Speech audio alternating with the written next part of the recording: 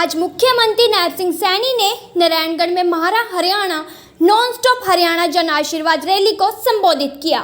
उन्होंने कहा कि नारायणगढ़ से मैंने राजनीति में कदम रखा और आपकी सेवा की। आपके आशीर्वाद की बदौलत ही प्रधानमंत्री नरेंद्र मोदी ने आपके इस गरीब बेटे पर भरोसा किया है। मुख्यमंत्री ने कहा, इस बार 4 अक्टूबर को नारायणगढ़ में भी मजबूती से कमल खिलना चाहिए। आपके बेटे को सेवा करने के लिए अभी और 5 साल का मौका चाहिए। ये हुड्डा पिता पुत्र शैलजा और सुरजेवाला सबसे पूछना चाहता हूँ कि हरियाणा में जूठे नारों की दुकान कब तक चलाएंगे। मैंने जो इनसे 10 सवाल पूछे थे, उन सवालों का जवाब क्यों नहीं देते। ये क्यों नहीं बताते कि उन्होंने 10 सालों के अपने शासन में क्या किया था। दरअसल उनके पास किसी भी बात का कोई जवाब ही नहीं है। लेकिन जो सवाल मैं पूछ रहा हूँ, वही सवाल हरियाणा का हर युवा, किसान, महिला और गरीब भी पूछ रहा है। इन सवालों से बचकर कांग्रेस कब तक और कहां तक भागेगी।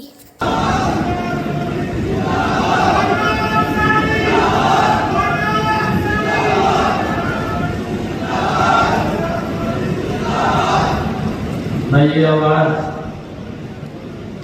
हमारे दुनिया के लोकप्रिय नेता,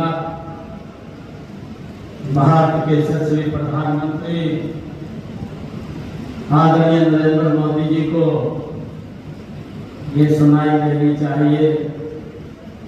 हमारे एक गरीब के बेटे को हरियाणा प्रदेश का मुखिया लगा दिया। ये नारायणगढ़ के लिए कितने बड़ी बात है।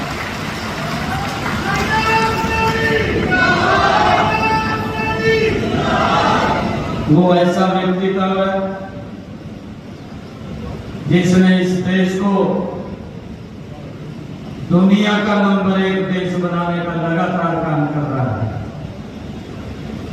आज मुझे खुशी है कि आज अपने परिवार में आने का मुझे सौभाग्य मिला है। इस अवसर के ऊपर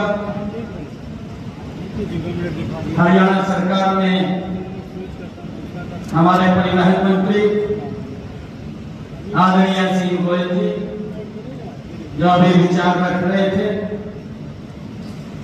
इस क्षेत्र के हमारे पूर्व विधायक पन्नी दीवान जी, पूर्व विधायिका मुलाना से संतोष चौहान सारवान जी, सुमन सैनी जी, सुरेंद्र राणा जी और हमारे जिला के लोकप्रिय अध्यक्ष मनदीप राणा जी, पूर्व में जिला के अध्यक्ष रहे राजेश बतौरा जी, किसान मोर्चा के हमारे प्रदेश के उपाध्यक्ष जसमेर राणा जी, कामचंद गोल्डी सैनी जी, विवेक गुप्ता जी, हमारे विधानसभा के संयोजक अश्विनी अग्रवाल जी, खाते फटे पड़े हैं। भाइयों बुजुर्ग, वो हरियाणा के अंदर किसान मांगते हुए फिर रहे हैं। मैं हर विधानसभा के अंदर जा रहा हूं। भाइयों, हमारी सरकार के 10 वर्ष पूरे हुए हैं।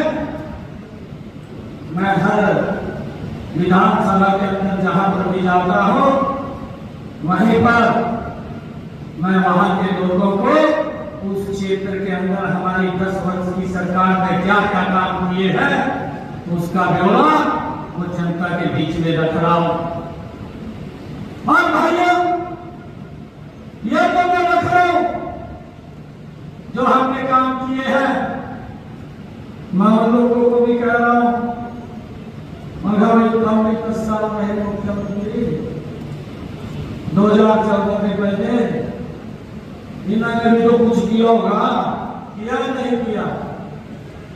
या 10 साल में मटर गश्ती करेगा, 10 साल आपने आप भी बताया। मैं पूछ रहा हूं, मैं आज नारायणगढ़ की सरकारी के बीच में आया हूं और मैं आज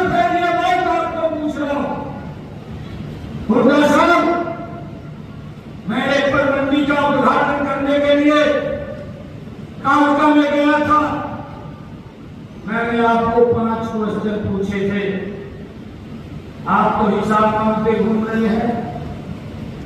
आपने उन 5 मेरे सवालों का जवाब नहीं दिया। मैंने फिर चंडीगढ़ के अंदर पत्रकारों के बीच में जब किसानों के खाते में 2000 प्रति एकड़ के ये बरसात काम हो रही थी, जो पैसा डालने का मैं काम कर रहा था, मैंने पहले 30,525 करोड़ रुपए की डाली। मैंने उस दिन भी गुप्ता साहब को 14% दिए थे, 14% लेने के लिए आया। मुझे पूर्ण विश्वास है नारायणगढ़ के लोगों से, ये मुझे पूर्ण विश्वास है कि भाइयों 90 की 90 विधानसभाओं के अंदर नारायणगढ़ की विधानसभा ये नंबर 1 के ऊपर कमल का फूल खेल करके ये चंडीगढ़ के अंदर जाएगा।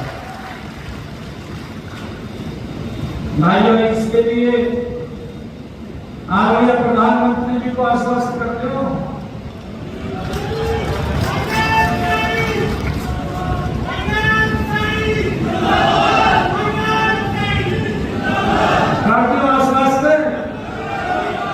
प्रधानमंत्री जी अगर पूछेंगे नारायणगढ़ से क्या आने वाला है तो क्या कहोगे? बता दो।